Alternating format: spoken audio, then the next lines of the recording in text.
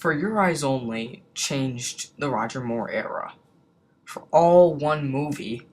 After that, Octopussy came out, and basically it was the same old corny stuff, and then A View to a Kill just took it too far. Bond needed yet another fresh start.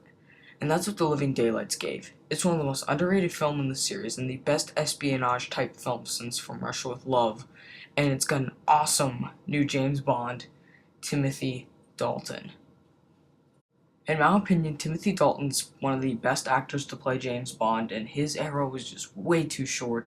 And both of his movies are two of my favorites. The Living Daylights is one of my favorite films in the whole series, and there are only two things that are really holding me back, and they're both in like the same category, but let's get on with this review. I gotta start off by saying this has some of my favorite action sequences in the whole series. The opening teaser is one of my favorites in the entire series. Then we get one of my favorite car chases in the entire series. And it has a riveting finale with one of the best fight scenes and stunts. It works as just a pure espionage film, but also works as an action thriller as well. If you're looking for entertainment, you go here. If you want espionage, you go here. It works either way really well. One thing I don't like about this film, though, is the Bond girl. I mean, Carl Malone, she's not even hot, and she's kind of annoying. I mean, she's not always annoying, but she's way too naive at times, and just, I don't know, she's not that interesting. I mean, she's got some decent moments. The actress isn't bad, but she isn't that great. But, like I said, she ain't awful. Also, the villains aren't that memorable. First of all, Necros just feels too much like Red Grant from Russia with Love, but he's not terrible. General Whitaker, played by Jordan Baker, is just not that memorable either. He's not bad, just not special. Neither is Jerome Crave. There's a little twist where he's actually the bad guy, and even when you find that out, he still seems too nice. I mean, like I said, not awful villains, just not very memorable.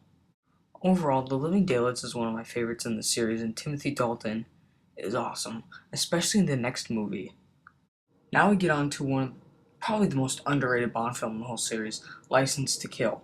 Okay, in my opinion, this movie rocks. To me, it's awesome. It's got some great action sequences, and it's got a great story, and while there's not a lot of espionage, overall, it's more just a badass action film. A character I haven't mentioned before is Felix Leiter. He plays an important role in this film. He was played by Jack Lord and Dr. No, a bunch of other actors. He's a hit and miss character when he's played by certain actors. But my favorite's David Hedison, because in this movie, he has a honeymoon, and his wife gets killed, and he gets his leg bitten off by a shark by Robert Davi. He played an FBI agent in Die Hard, and so Bond goes on a personal vendetta, not only because Felix's wife gets killed, but because he never got to avenge his own wife. It's a depthful story that I really like, and Robert Davi's an awesome villain who is kind of likable, actually. He's got an awesome sidekick, too. His sidekick's played by Benicio del Toro, and I think it's his first movie role.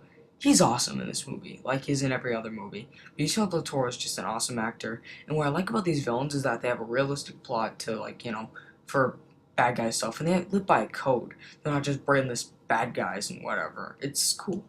There are two Bond girls this time, and Carrie Lowell is awesome. She plays an agent, and she's really good in the movie. The other Bond girl is Robert Davi's girlfriend. She's a terrible actress. She annoyed me in the movie, but she doesn't take me away.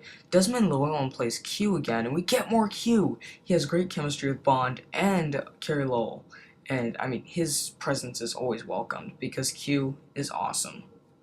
The movie's got some fantastic violent action sequences and a very well put together and riveting finale. The License to Kill is an even better climax than The Living Daylights, and that's saying something.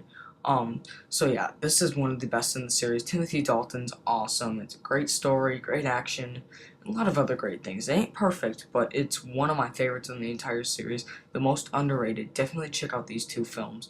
Unless you like more campy Bond, but even then, just watch them for the hell of it, because, yeah, I enjoy them a lot. So there was a 6-year hiatus for Bond films, and Bond returned, being played by Pierce Brosnan in GoldenEye. Next time I'm here, I'll be reviewing the Brosnan era.